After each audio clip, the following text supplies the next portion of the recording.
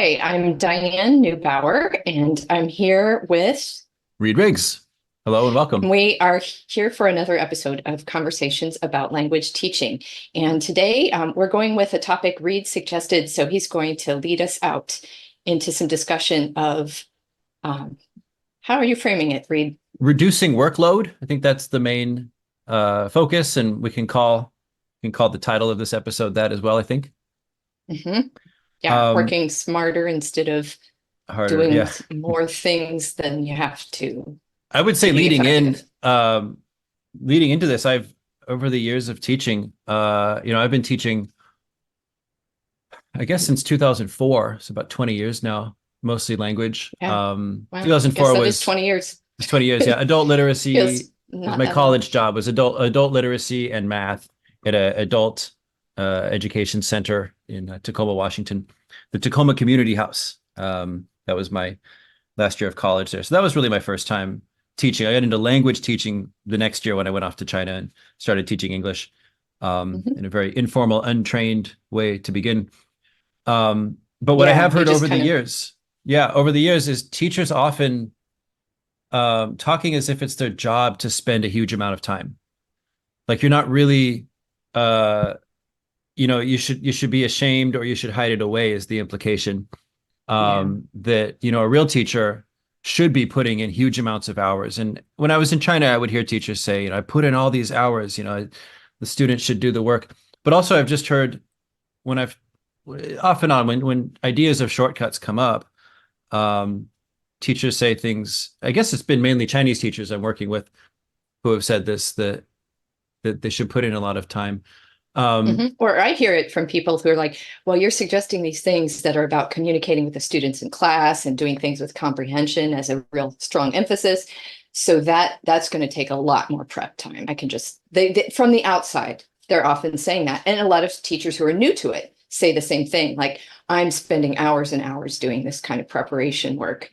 And I think there are ways around that, yeah, a number of them. yeah. So yeah, and You putting that don't have to aside, do then that. yeah, putting that belief about that the teacher should be spending lots of time, put that aside.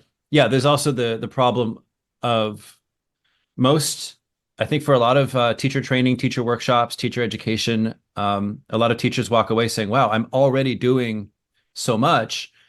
I don't know if I can add more to what I'm already doing. And I think what we want to focus on in today's podcast episode is replacing, is saying you don't have to do those things that are so time consuming.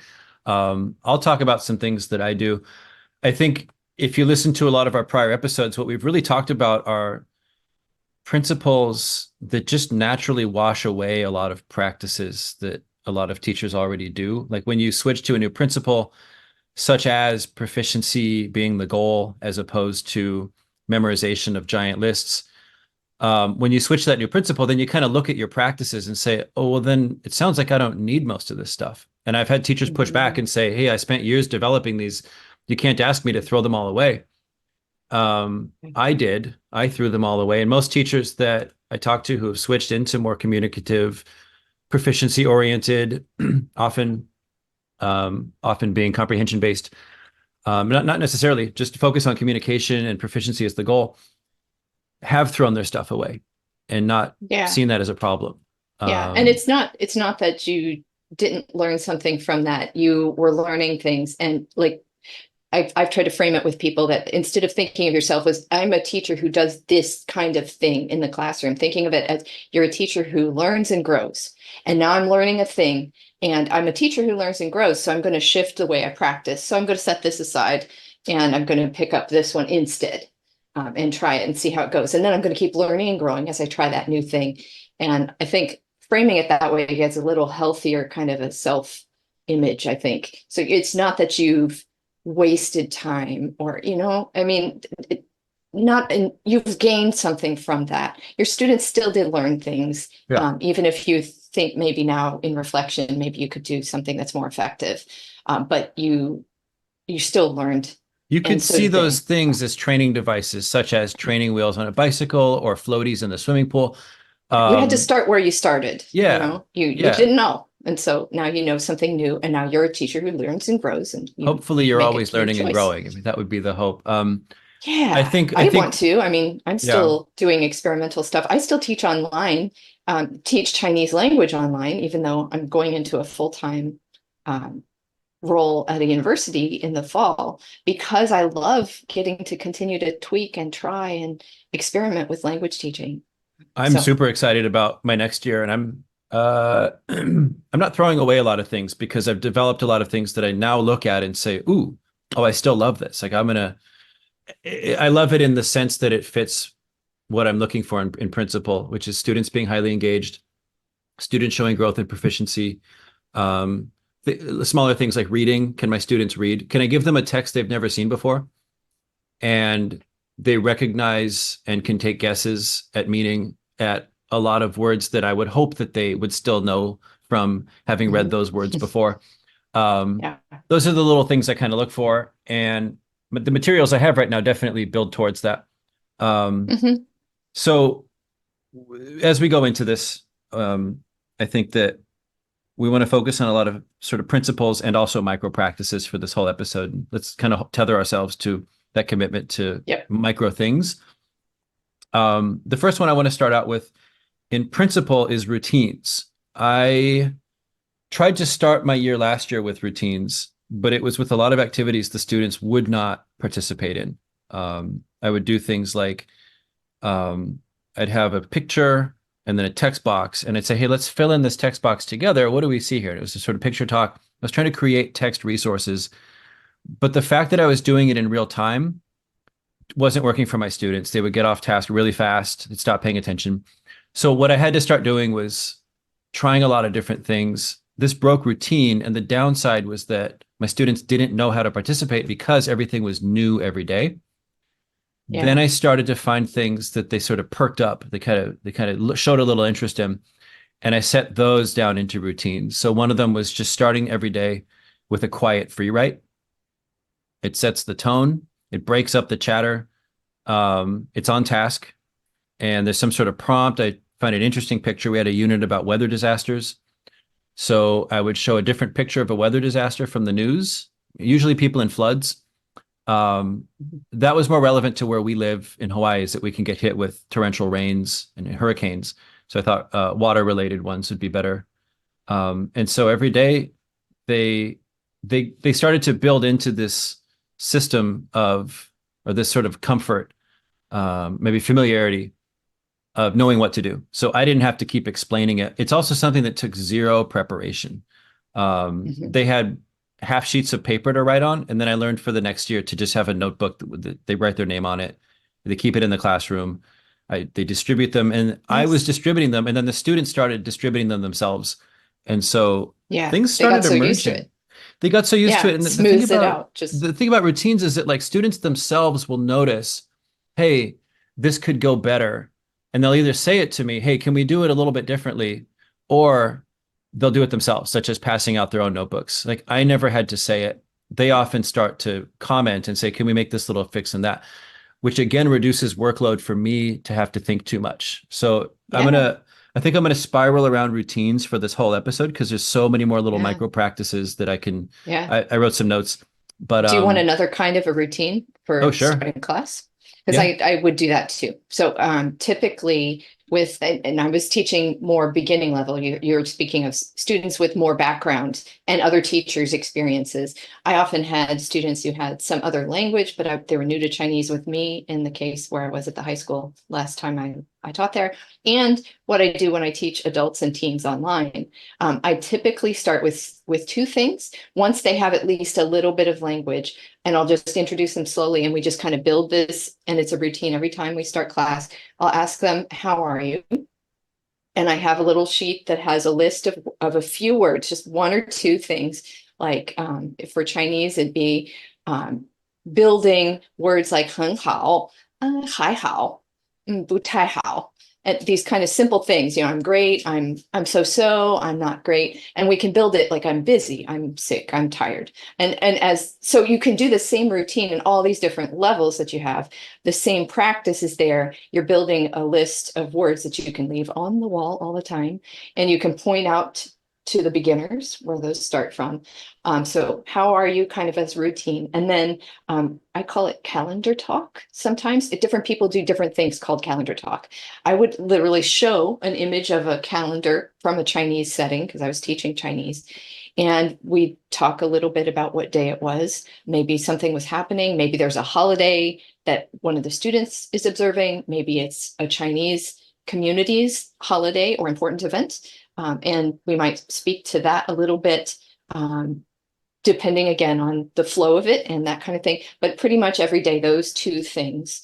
And so it could take 2 minutes and it could take 10 minutes, but it was always something they knew to count on too. And students could then start to lead it as they had the proficiency for it and they knew what to do. Everybody knew how to participate in it. So it was comprehensible about how to do the activity and they had the language to do it. Right. So yeah, that's coming back to the idea of zero prep.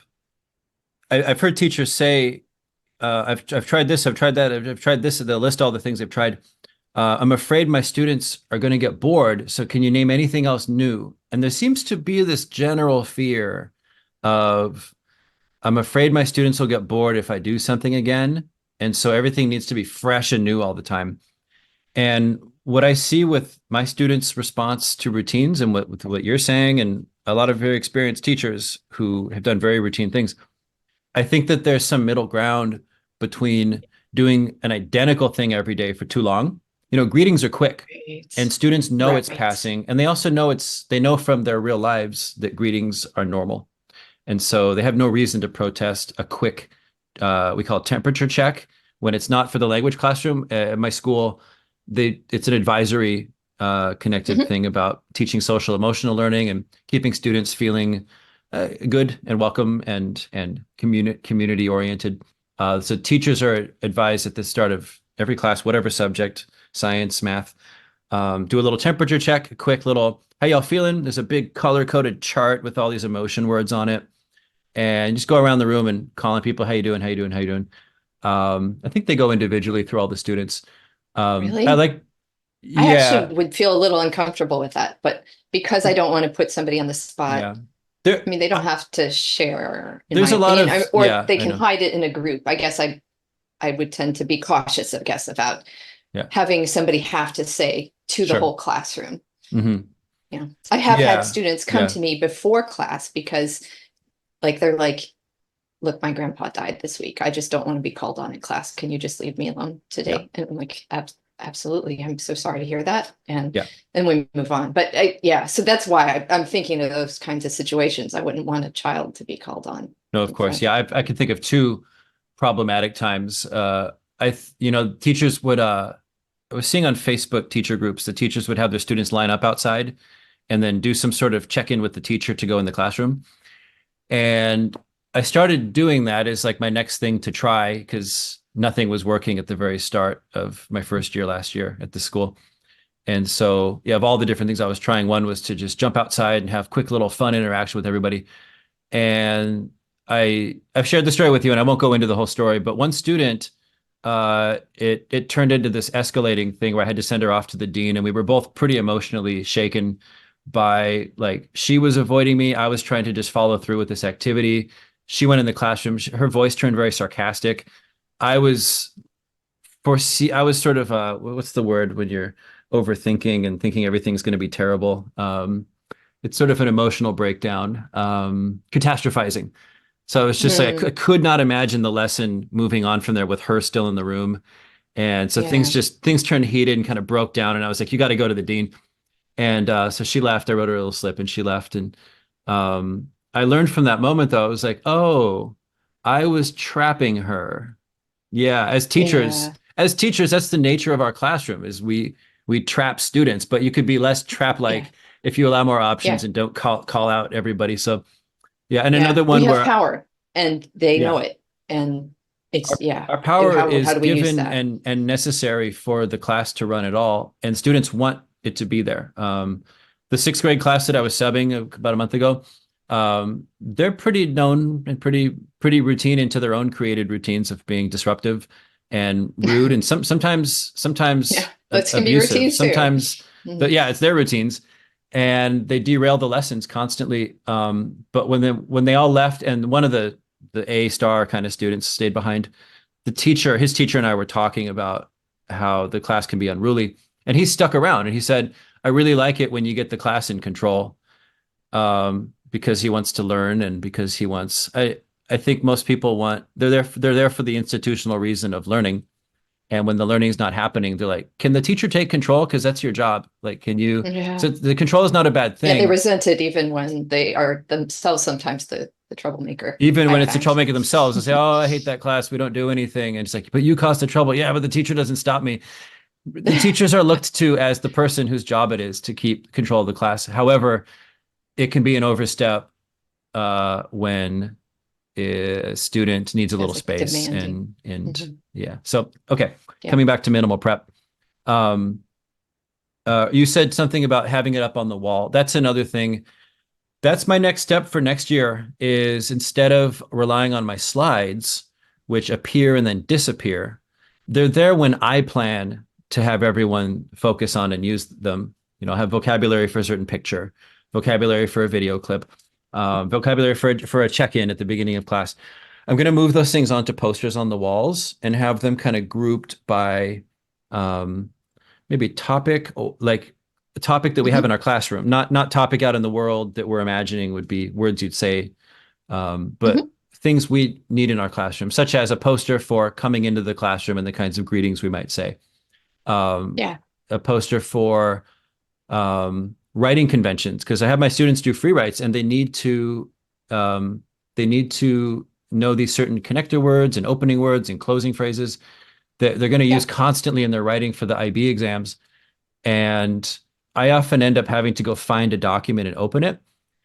But there's really value in those little off moments when people are thinking and you don't know when they're thinking about what, but that little memory comes back like, oh yeah, what was that? And it's up there on the poster. It's on the wall. It's like, it's there when they were thinking about it, even if it's not during the task when they need it. It could just be But they some know other from time. the task, Yeah. that language is up there. Oh, yeah, there it is. I remember I was now. just thinking Like, about that. Yeah.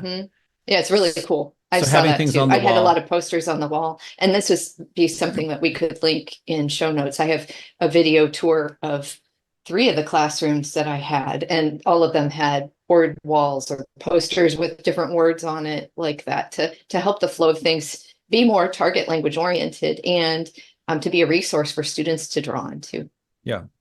For teachers who do have the classroom management already covered, such that you can go slow and write words as they come up, which again, I started last year trying to do, and my students just fell apart. I think that they thought that I wasn't planned or that I didn't know what we were supposed to be doing. And so that's that. Yeah, they hadn't experienced what you were trying to do in the classroom before with other teachers too. And I think that's a hard shift. They essentially, like you said, like with students even who are maybe they have routines of disruption of learning. Like your students came in with a lot of routines and assumptions about the way a classroom should work. So when you're trying to do something new, they had to rebuild their whole kind of schema, their whole thinking about what are we doing here and how does it work? Thinking back on it, I think it could have helped a bit if I had explained these are our goals and this is our process. I did do that during the first week, and I think that's also not the way to do it. You do it in the moment. So you do it as you start an activity and during the activity. And I see a lot of kind of CI, comprehensible input teachers call this coaching. And the coaching is very much in the moment. Pop-up classroom management almost. Pop-up classroom management, pop-up participation, sure. Yeah, but it's in the moment that you're doing little stitching of like, oh, let's look here so that we can learn this, and you should do that. Oh, so that we can learn this. Hey, can you do that? And so that we have a text resource that we can come back to. We're going to look at the picture I'm going to type up here, like letting them know that that's the plan. I was sort of like hoo hee hee, like let's see what mystery unfolds, and I wasn't saying anything about how it should go. And I think that they were like, I didn't plan anything. They never said that. And I'm still guessing that that's what was going on in their minds. I'll never know. But the fact that they treated it as like, oh, I guess we're not doing the lesson right now, so let's just talk to each other. That's how I perceived it. So we said having things on the wall. Yeah. resource And then just creation. like kind of directly telling them, this is what we're doing. This is the thing Yeah. that we do in this classroom. This is why Yeah. we do it. Just brief little instructions so that they kind of know what to get on board with. I think Yeah. while that doesn't seem like maybe reducing workload, it does smooth things out. And then it becomes like a resource you can call back up. So like one of the things that I would do with students, I had kind of a weekly schedule that I would follow. That was one of my ways of streamlining things with 5 different preps or 4 different preps.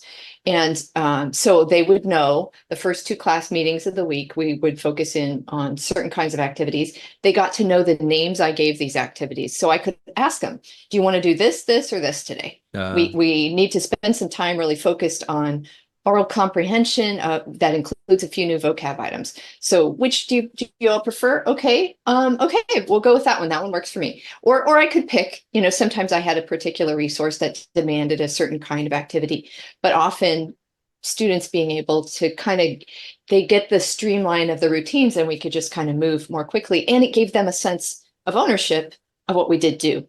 They weren't just having it subjected to them. They like, yeah. oh yeah, this is this thing we do. Let's do it that way. I And love like you that. said with your students now, they can suggest like, can we try it with this time? Mhm, And mhm. yeah. This is new to me that often among teachers, we label things. We label calendar talk, we label card talk, picture talk. I've been avoiding giving those names to my students, I guess because I just wanted to explore the thing itself. But you just made me realize that if I use those same labels with them, that gives them more control to say, can we do picture talk about this? Can we do map talk about this? It gives them a quick label instead of saying, can we do such and such with a longer Mhm. description? It could cut it down and give them some more agency to make those Yeah, there's kinds of sort of a choices. shared understanding that Yeah. builds from that, I think. I kind of Yeah. just fell into that. I didn't really Right. intend it so much, but I was trying to give students more voice. Right. And that was Yeah. an easy way to do it. Labels are a way to do it. That's really cool. Yeah. Um, something that I think is pretty neat that I have a new way of thinking about is poster. So teachers who can write words as they come up, if you're, for example, telling a story, or for example, talking about the calendar, whatever the conversation of that moment, conversation of those few minutes is, and you write the words on a sheet of that kind of post-it large paper, that sticky large paper. So I've seen a lot of like TPRS and CI teachers do this before, and I didn't think about it in this way at that time. Just in the same way that you could have a kind of, topic connected poster. It's like, here's the poster for your writing conventions when you write anything. Here's the poster for when we come in the classroom. It's got all the words for that kind of situation. That really what you're doing is you're creating a set of words for that story. And students could remember back, oh yeah, what was the story with the wolf? How do you say wolf again? And then they can go look for that poster that was created during that story.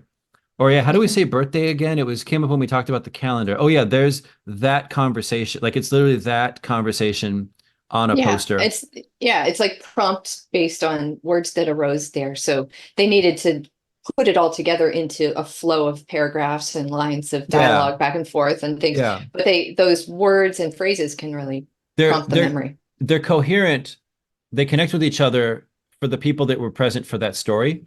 And if anyone Yeah, walks into the room and says, well, that's a weird random jumble of words, it's not a weird random jumble of words if you were present for that conversation. And right. so it's interesting for me to think about that words that look incoherent can be very coherent if you were present when they were created. Um, and they were never created usually as a pre-plan. Like, let me make sure I teach these words. It's the story was coming up, or the conversation about the calendar, the conversation about a picture, the conversation about a student. It's as that was developing, then each word came up because the topic needed that word as it came up. Hmm. So that Yeah, and then again you is found a a way to allow that freedom of being driven by communication in real time, and yet having some way for students to like quote feel that they are learning things. So because you've got a list of words that they yeah, hadn't encountered perhaps ever before, or at least yeah, not all together, and yeah. so yeah, yeah, I think It's that's an it's a advantage too. it's a zero prep also kind of thing to do is you generate a list of words and then you can do more with that list. You could say, okay, let's make up a fictional version of what we just talked about. So that's a fun kind of play-based extension. We talked about our real selves, or some real school event, or some real state holiday, or some real national holiday, or some real national holiday in another country. We have this list of words. Let's talk about this again, but how will this be celebrated 1,000 years in the future? Cool. Now here's a portal just opened and someone appeared and said, "You celebrate that holiday. We do it differently in our dimension." What did that person say? And we get to then Yeah. create the voice of that visitor and say, "Oh, wait, they celebrate it a little differently over there." And what's nice about that is you can compare and contrast the real one you just talked about, and it could be about some real cultural content, or it could be about the people in the room, something real. Yep.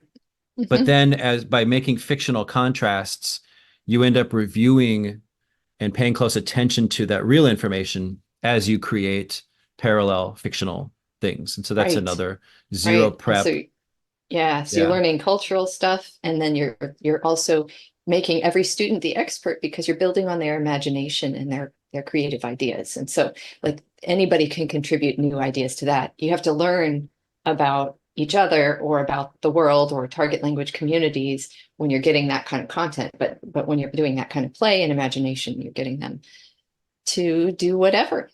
Do whatever. So And like you said, yes. they get to be the experts and they get to agree and disagree. That kind of agreement and disagreement can't really come up with students who have not yet learned that content.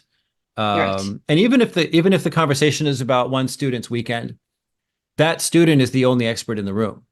But when you're making fiction together, everybody gets to be the expert in the room because it's your own imaginations in that moment. But yeah, it can tie to something real, which has the benefit of reviewing that real information. Yeah. So that's another low prep And so, thing. streamline it by do the thing in the one way with real information, do it again with imagined information. Totally great. Yeah. And those are the moments when, if the real one was something like the Tibetan New Year, sorry, no, it's the Mongolian New Year. The Mongolian New Year is different from the Chinese New Year, but they set it at the same date. Yeah. Oh. They did it on purpose. They put it on the same calendar day as the Chinese New Year, but the meaning, the celebrations, the history, completely separate or independent. It's a different notion. So when you do the imaginative version of it, there's plenty of opportunities to, for students to make mistakes, and then you get to then reaffirm cultural content that you were teaching. So if you say, okay, so in this person's other dimension, the Mongolian New Year and the Chinese New Year are on different dates. Is that how it is in our dimension? And if students say yes, and then you go, no, remember this? And you go back to something you looked at and they go, oh, yeah, we got that wrong. I guess we didn't learn that. So it's chances to also kind of go in and fix misunderstandings during the real content part. Cool. Your classmate did this on the weekend. Hey, did your classmate do this other thing on the weekend? Everyone says yes. And you go, no, hey, what did you do? And then they correct everyone. So so it keeps and in you the tethered. process, they're learning content or about each other or about the world, but they're also reaffirming language for a meaningful purpose. It's constantly reusing language. Yeah. So a lot of natural repetition comes up through that. I can go into like a day one TPRS kind of thing that I used to watch at the Star Talk program. So Terry Waltz would have a target verb. These were zero beginner class, no experience. Some of them would say like, oh, I tried learning some flashcards once, or I tried learning, but not even a class. Like they'd be put in the other track if it was that. So and just to clarify, because TPRS is a changing, shifting thing. You're thinking of TPRS as it was 10 years ago. Years ago? Okay, so TPRS 11 years ago. 1.0. Now it's called 1.0. Yeah, back then it was the 3 steps were establish meaning of words, ask a story, which means co-create a story with the students, and then step 3 was to read something that used those same words. And so it was we have 10 minutes left. So during the established meaning part was usually kind of quick, usually kind of TPR. You kind of get people's ears a little familiar for these words, usually in isolation. It's like just gesture it. Questionable if that's communicative in terms of, definitions of expressing meaning in any bigger discourse sense. But it served the purpose of the lesson needing those words very quickly after. So it's a certain kind of Yeah. purpose.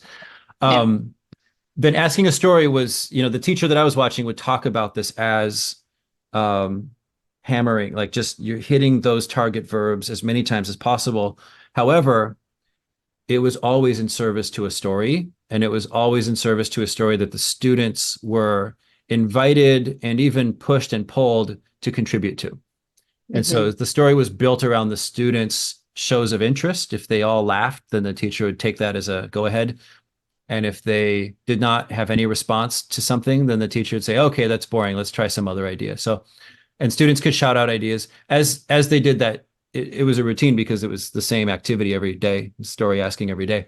So I'd call that routine. Students started to figure out how to participate, and about 3 or 4 days in, they would start suggesting funny ideas.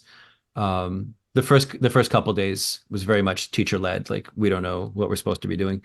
Yeah. But repetition was definitely like an explicit goal of the teacher. Like, they need to hear this many hundreds of times. I counted 180 something times that they heard 想吃 in the first 50-minute lesson. 想吃 means wants to eat or would like to eat in Chinese. So that repetition certainly can be targeted. Now, the teacher didn't go in with a lot of planning beforehand. It was these are my 1 or 2 or 3 target verbs, and we're just going to build a story, see what the students are interested in, build this up together. In terms of planning the night before, I would call it like near zero prep. It's like very near zero prep. In terms of practice to get good at it, so you're comfortable walking into a classroom and spinning a story, years and That's years and years and different. years and years. Yes. And I'm still finding that I'm And improving at it. And this is 11 years of me doing it. Yeah. yeah. It's improv. Yeah. And I Like, think that's, it's a lifetime of improv learning is kind of what you're doing. yeah. Yeah. Yeah. And I think this is where it comes in, where the type of activity that you choose is going to affect which sorts of preparation you need. Is it personal, like, ways to manage the classroom and help them to engage in the way that you need to for this to work well? Or is it things like I need to get some materials ready so that it's going to scaffold for us? Like, when I do picture talk, I'll get a lot of pictures, more than maybe I need, so that I don't have to spend any length of time on any of them, but I always have plenty.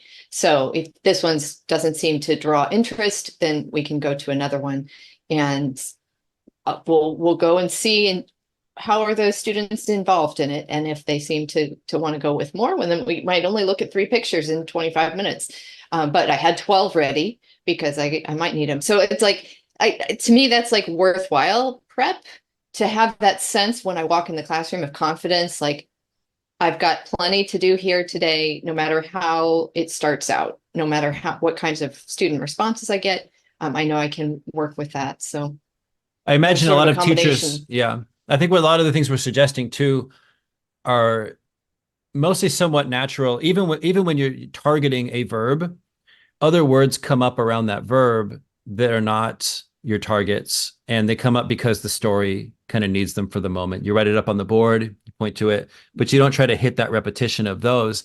I think that with all these things we're saying, we're recognizing sort of a natural aspect to language usage. That words come up as they're needed for the most part. Even if we have some targets, words are mostly coming up as needed. We're Now, I can allowing the space for it at the least, even if there's something that's like, it's on the agenda to do this and this, but I have a little space left for students are going to draw out from their interests. I think that I could imagine a lot of teachers hearing this kind of message and saying, oh, but I have things I need to cover. Like, how do I get to the things I need to cover? Now, I taught from integrated Chinese. I taught from a lot of from different textbooks. Like a standard textbook. Yeah. A standard textbook. Yeah. And I find as a teacher, when I'm trying to cover a lot of vocab, the students will tune into that and say, okay, so we're going to focus on the words. It's like this is our goal, is these words. I think that part of what we said at the beginning about letting go is that you can use whatever resource. So you can pull things from a textbook. You can make the dialogue of a textbook. I've watched teachers get creative around something they pull out of a textbook, but then they do other things with it.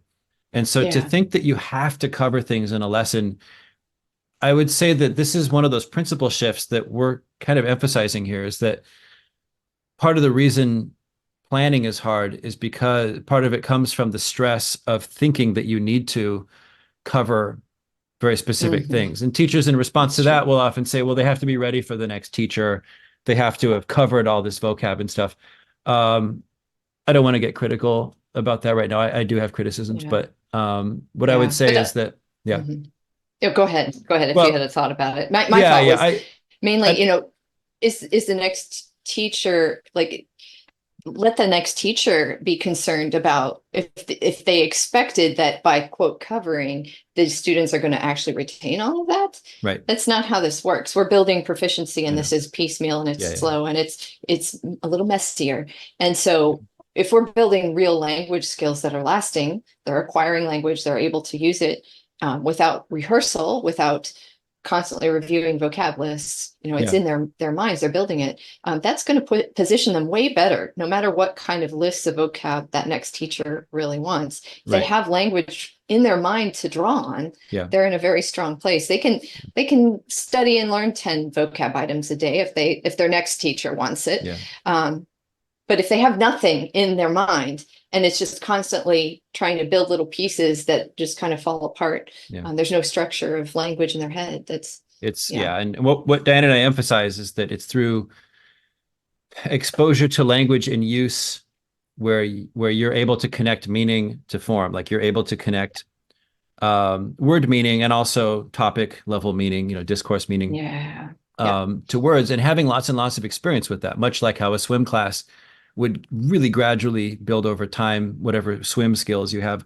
And if we yeah, want to call proficiency, certain kinds of skills, like can you understand when people talk about this topic? Can you participate in this kind of interaction? Those kinds of abilities. Um, you have to experience those things. I yeah. guess you could say people Again and learn by, again, not just yeah, once. no, and that's just it, is it covering and then moving on. Yeah, I can think of 5 different topic directions for this to go. Oh I yeah. would I would share a I've got story a though. thing too. Yeah, we could cut it off in a minute and then splice the two Okay. parts Yeah, because together. I've got a streamlining prep kind of a technique that I Oh, cool. worked on that I Let me wanted to be let sure me to share a include quick here. story, and then if this gets Mhm. cut off, it just gets cut off. But Okay. for anonymity's sake, I won't say who these people were. But I know of a teacher who was very naturally using the language, doing lots of targeted repetition for their beginners, um, and following the department had agreed on a textbook. And so this teacher was making sure that the vocab that was in the textbook was coming up, but also letting the picture draw the interest of whatever they want to talk about, letting the story draw the interest of whatever they want to talk about. Words would naturally come up because the topic demanded it. When those students went on to the next teacher, that teacher called a meeting with this beginning level teacher to confront her and say, you went ahead in the textbook. Oof. These students Yeah. are saying that they already know the words that I'm trying to teach from this second year Yeah. And curriculum. now the teacher doesn't know how to cope with No, that, I don't know what right? to do. Yeah, what am I Yeah. supposed to do now? Because I'm supposed to teach these words, but the students are saying they already know them. And so that's an unfortunate problem, not with alignment being off, but with the concept of alignment. That Yeah. alignment really should be more about skills as Proficiency. proficiency, can do statements, topic Yes. areas, not a sequence of language. That's to me the problem of alignment. So if it was the other way, I'm trying to use words and the students really don't know anything at all, then you could say it's a language problem. But this wasn't the case. It was the Yeah. opposite, and that Is that that's they where have they alignment. have too much ability with language already. Wow, what a Yeah, great lesson. I Go know. go Let's build on further. that. Yeah. But now I can't use Yeah. my But my resources. that's the thing. When the textbook is controlling it. Yeah, or I built all these resources. I don't want to throw them away. Let's. Okay, so the ideas that I wanted to share, I actually wrote about in 2 blog posts some years back, and I pulled them up so I wouldn't forget because I really had to hone this. A lot of teachers who are the only language teacher at their school, or you're in a less commonly taught language where you don't have as many sections for level 1, you end up with a lot of different preps. And being able to do multiple, like leverage your prep time really wisely is really helpful. So one of the things I would do is plan all the levels around the same theme. So we'd have the same video clip that we might build off of, but I could talk about it differently with all of those different levels. And so we might be oriented towards learning something from this video clip or exploring some imaginative thing from the video clip, but we're doing it at level appropriate ways. So likewise, you can then do one reading based off of that content, whatever content you're using as a kind of a theme of the week. I would spend about a week on something usually. And so you could then build one reading, then just tweak that reading if you needed to for other levels. So even with level 1 in the second semester, I could kind of do that up through AP level, advanced placement levels to some degree. Sometimes advanced placement, I had to kind of teach that as a separate section, but I could at least kind of mold the preps for about 4 levels. Do the same series of activities through the week with each level. So even though maybe the topics are different, we're doing a different thing with language with them, but we're using the activity to structure it. So it just kind of got me in the mindset where I had a routine in a sense where like, okay, today we're doing this with all of the different levels of class I teach. I'll be using different language with them, but what have you. So if you can theme it the same way, that can be helpful too. But and then involving students in the creation of reading material. Like one of the things I think it's quote easy to walk in without much prep when you're doing interaction with students orally. But then if you need to have reading that they're going to really be able to comprehend well, that's going to be hard to find if you're building this discussion with the students in real time. And so write the reading with the students in real time too. I would do that, and then I could edit it after class if I needed to. But then it's also modeling the writing process for them. It's got benefits for them. This isn't like shirking duties or something. This is really modeling for them good practices in developing their writing skills as well as developing the reading. And then make assessment a natural part of other activities. So rather than having a lot of different tests and quizzes that you're creating, do little micro assessments that are just a few points where students are giving some sort of a response from that class content. So at the end of class, tell me 5 things you learned, or here's a little paragraph that we just read today in class. Tell me what it means, or draw a picture that matches it, or do something like that. That then you're not having to create a whole test or quiz, but you're still getting gradable assessment items. So those were some of the things I started doing. That's very good. I have one that I do it for my last 2 years, my DP diploma program. It's kind of like AP, but 2 years. And so I have what's just called an IA document. And any picture, I think I call it about, I think the name society information or something is in it. So I make sure that it's always real stuff. I could do this with fictional things. In fact, I might start doing that for my 9th and 10th grade middle year program. But basically the document is just a forever building document. It just stays with the class. It's their personal document that it's what do you call it? Horizontal landscape orientation. So that I can have a picture on one side and text on the other side. But we just keep adding to it. And I haven't done it for fiction yet. I do have readings, but those are in separate files. But the point of this one is that it creates an ever increasing infinite scroll that allows us to keep coming back through things that we've talked about before. And so it works as a kind of review of language. Yeah, like naturally the language is there because the topics we've talked about before come up. So we do formative and summative assessments that are big parts of their grade. And then I choose these sort of society texts about, some events happening in Singapore, some event happening in mainland China, some event happening in Hong Kong. And so after we've done something for that, we've done all kinds of assessments about the meaning of the text for our formatives and summatives. I clip the picture from it. There's usually some sort of little picture somewhere in the text from the original text. put that into this document, and we just keep adding to it. And so it's an easy warm up to spend anywhere from 5 to 20 minutes, depending on how engaged students are and how much interest. Sometimes we go fast because they're not that engaged. Not so with my 11th graders. They'll keep going at it. Like they're very, very willing to participate in everything. So it goes on for 5 minutes, not because of unwillingness to participate, but because they're so strong that they'll Yeah. rattle off the information about that news article, and I go, oh, well, let's go to the next one. Then we go back to the next one. Yeah. But they've built competence not just in, productive abilities to use the language to talk about it, but also in showing their memory of the events themselves. Like they remember what scavenger jogging is in Chengdu. They remember what the they remember foods that people eat and events, archery and horse riding that people do in the Mongolian New Year. And those events are strong for them because we've been recycling back through that same document pretty regularly, once or twice a week. Yeah. And when that class starts, it's really easy to plan for it because I write IA practice. I write that on the board, and then they know it's going to be that document. And then I often frame things as sort of like educational institution names. So I'll call things like listening practice. It's so that students don't question why they're doing it.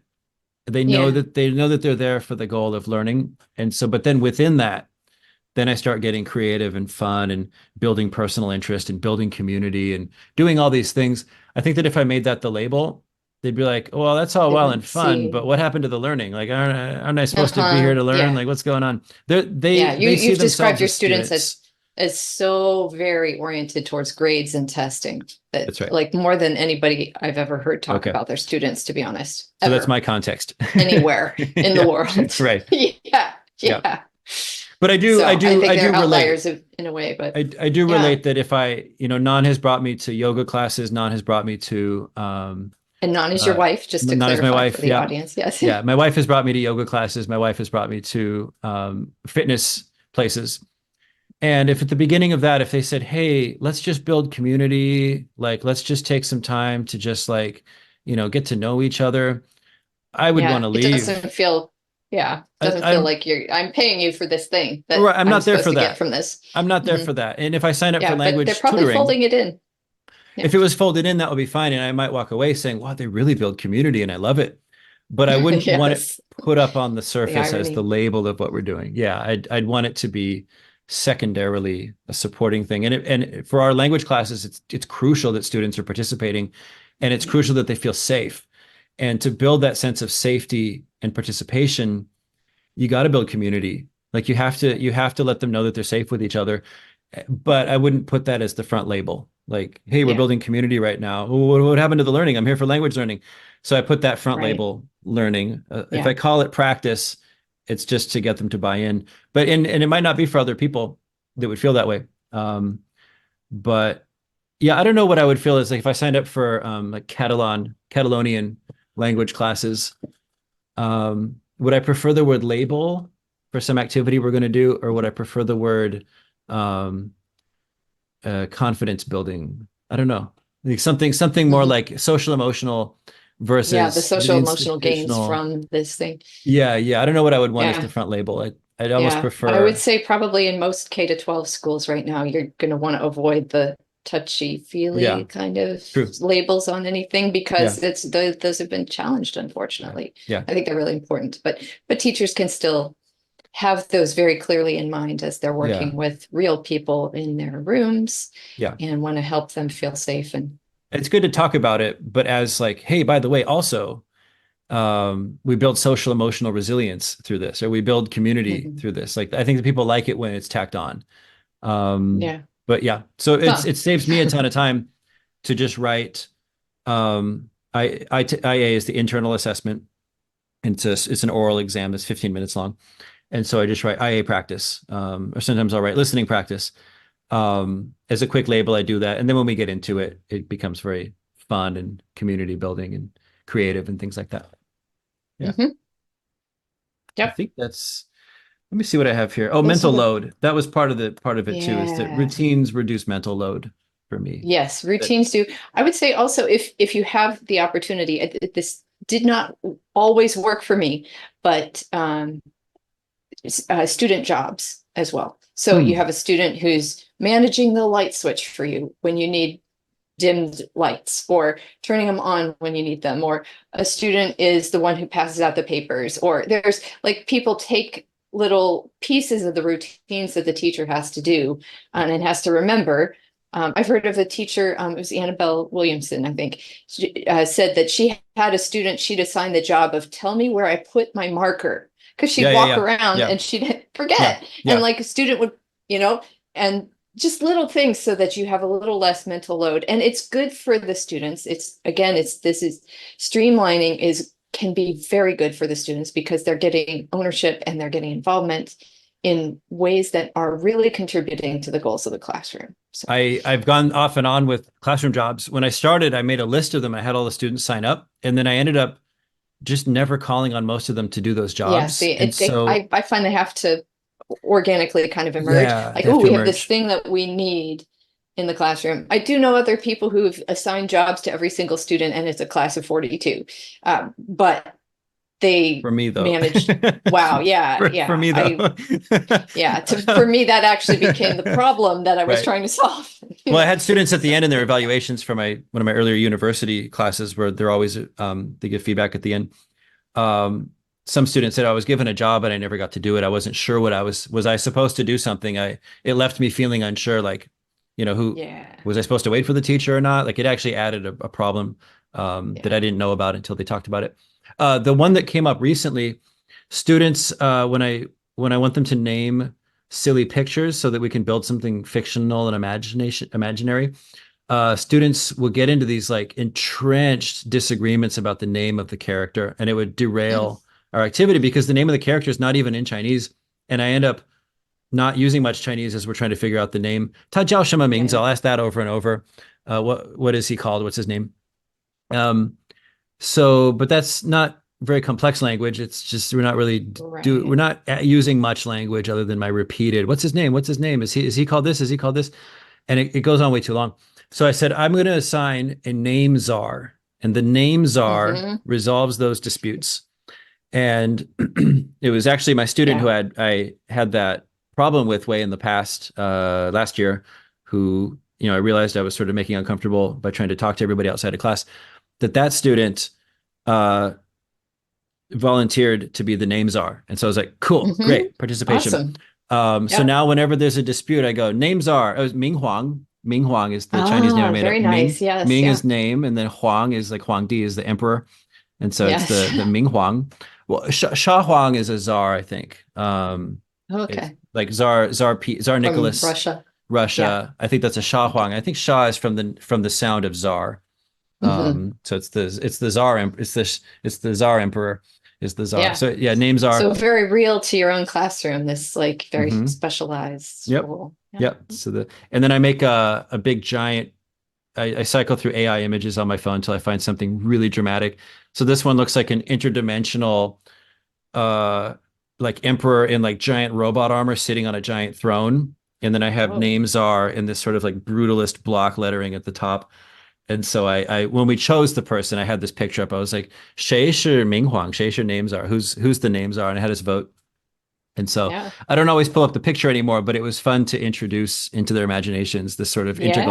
Yeah. This is a intergalactic powerful being. It's a figure. powerful figure.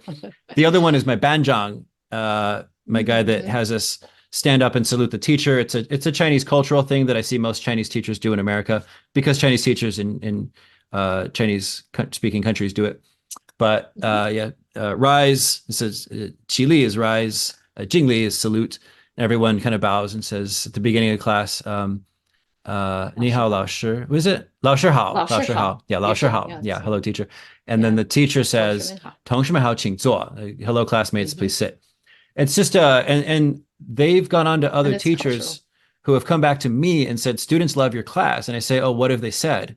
And teachers say, oh, they love that there's this like salute routine at the beginning and end of every class. And I was like, really? Interesting. They don't find that oppressive. That's interesting to me. I would have thought, I've always Yeah. considered dropping it, but it does raise the energy, kind of gets us out of our shells, and it's quick and Yeah. it's routine. Anyways, when I named, uh, we already had a banjang, a class leader who leads that, but I made up an AI image of sort of from the back, it looks like maybe a Chinese boy, like an Asian school boy, in front of like an endless sea of students standing in formation in like block Oh, grid goodness. formation, Well, that and is what a banjang does. that's the Yeah. banjang, yeah, in And front of they, like yeah, in something like China, it's 10,000 the thing. students, yeah.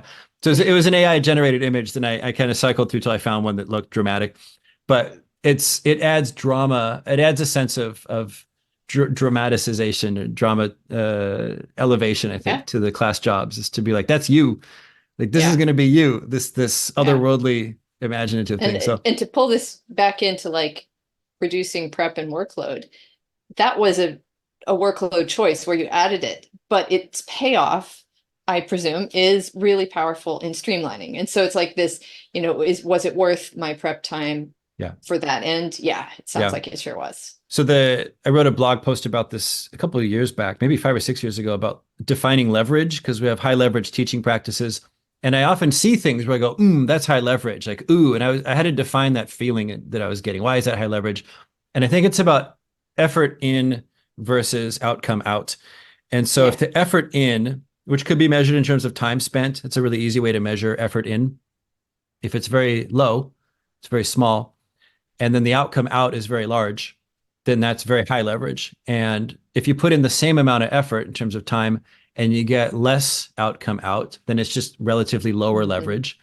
And if you Right. put that same amount of effort in, and it's just the ratio of what you put into what you get out.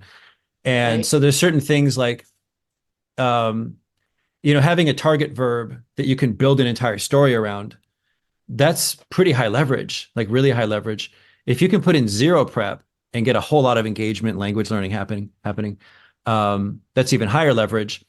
Like you said, finding pictures, that was always the most time consuming thing. I enjoyed it. I enjoyed finding I pictures, see. but Yeah, I'd I do spend, too, especially because I was doing comparative pictures of like maybe a scene from the US where I was teaching, or now I'm teaching online with people from all around the world. And so I'm trying to give some variety to their experience, and especially to really center Chinese target language communities around the world.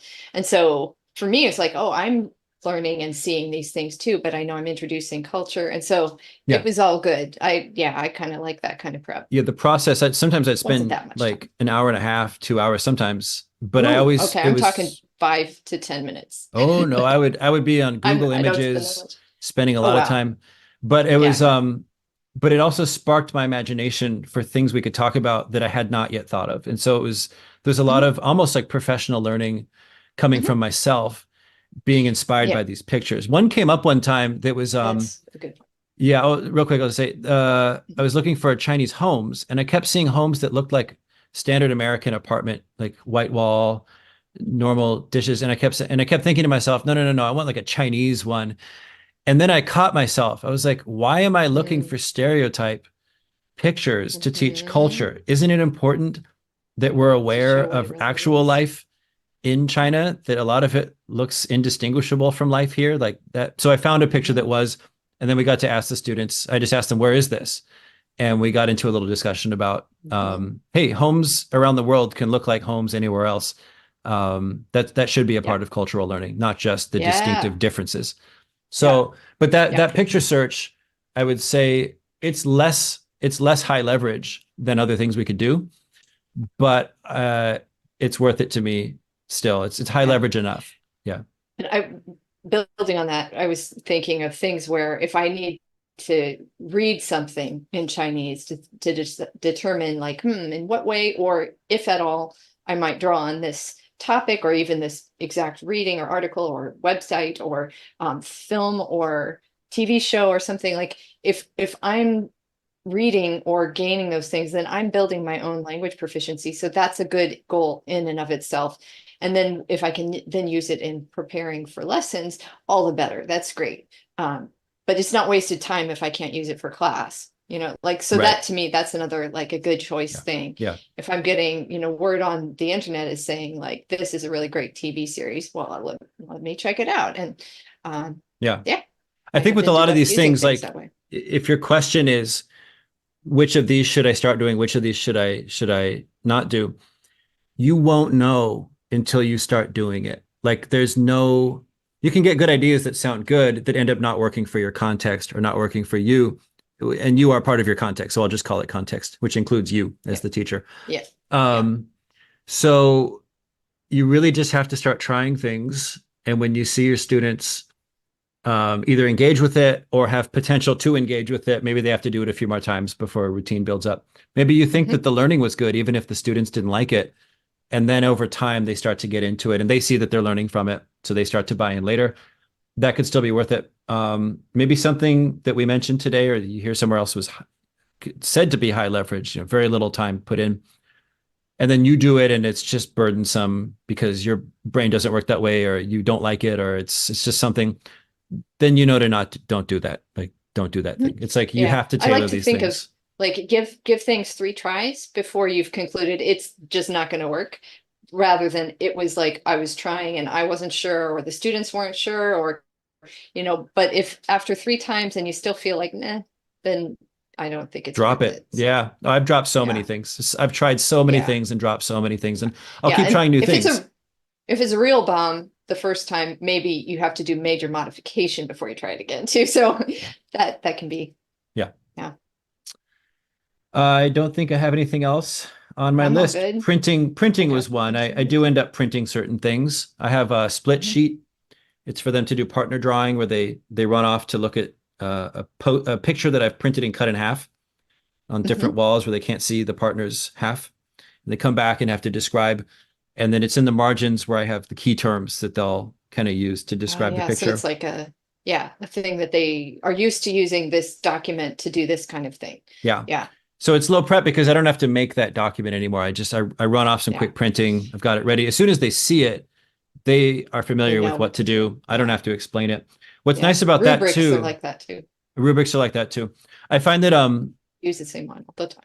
What's nice about hitting a point where you don't have to explain how to participate is then you can start to explain how to participate in the target language because they can make guesses at what you mean. If you want to clarify the meaning even more, you can sandwich little translations in.